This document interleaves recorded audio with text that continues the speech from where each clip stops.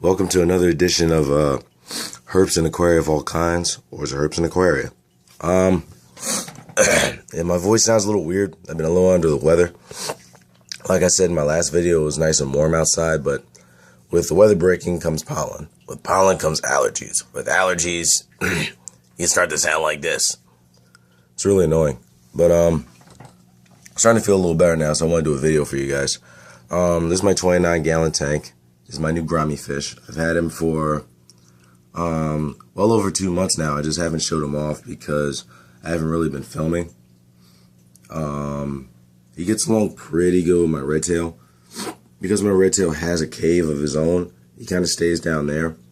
And because my Grommy is a top swimmer,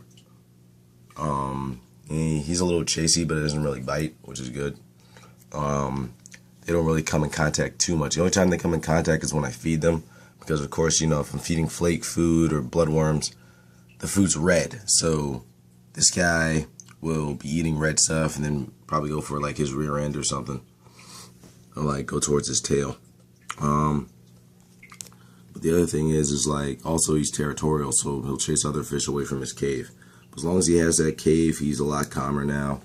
I've had this fish for 11 months. He was very sick a few months ago, but I did the medication and everything, and I saved him. So I'm actually really proud of myself for that, because usually when a fish gets as sick as he looked, I mean, glassed over eyes, white spots all over him, his tail was like yellow instead of red. I thought he was dead. He looked like death on a razor blade, but he looks much better now. Still have plenty of these mollies. Mollies are doing good. There's only one that looks a little weird. That's because, like, see his fins are clamped and stuff, then that means there's something wrong with him. I mean, something happened where the heat wasn't working before. I think because, like, a cord got touched and the temperature was low for, like, the past 2 weeks. And I come back, I'm like, oh my god, my heater's not working. I turn it on, and I heated up the water, and then I also did a tank cleaning, too. And everybody's looking better except that guy. So I don't know if it was detrimental or maybe he's just slow as far as recovery. I don't know. But, yeah, so like I said, I just cleaned this tank, and it's looking a lot better now. Cleaned the gravel and everything. Now, I did the same thing on my new tank, which is over here. Guys, if you ever want to make your tanks look really good to show off, use a glass cleaner, like Windex or, you know, whatever.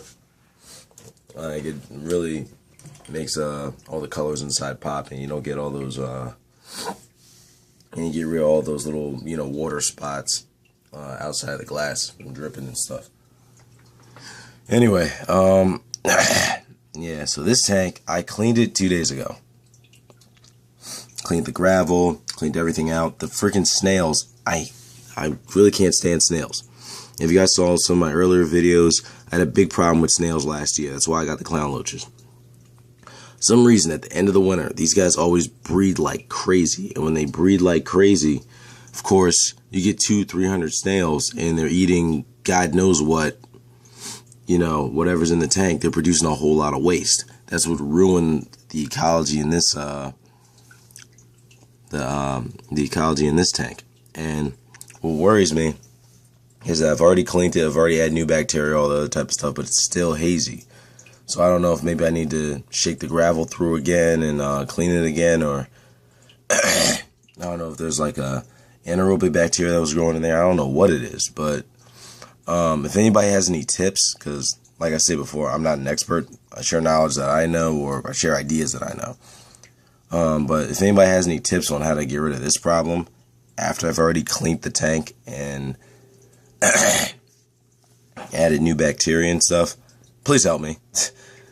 Because I really wanted to get this tank the way it was a week or two ago, where it was just crystal clean. I've had this Molly for a very long time now. I've had her for at least 1 year and 2 months. Like, she's doing very well. And that's her first child, Louise. But yeah. So this tank is doing very well. And you can see the red tail is a little chasey, but he's not too crazy. See, as long as everybody kind of like stays away from him, he's cool. That's why I don't really have any other bottom feeders down here besides the clown loaches, because surprisingly, clown loaches get along very well with red-tailed sharks. They'll swim right next to him. He will not chase a clown loach. I don't know why, but he just doesn't.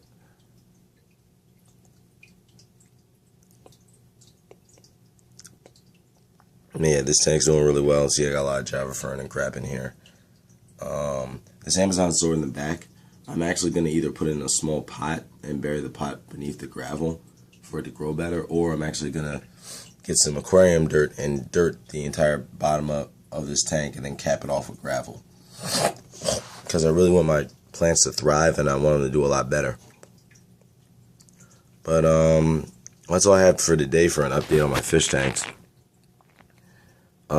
Like I said, if anybody has any information on how to fix this crap, please let me know. And don't forget to like and subscribe. Later.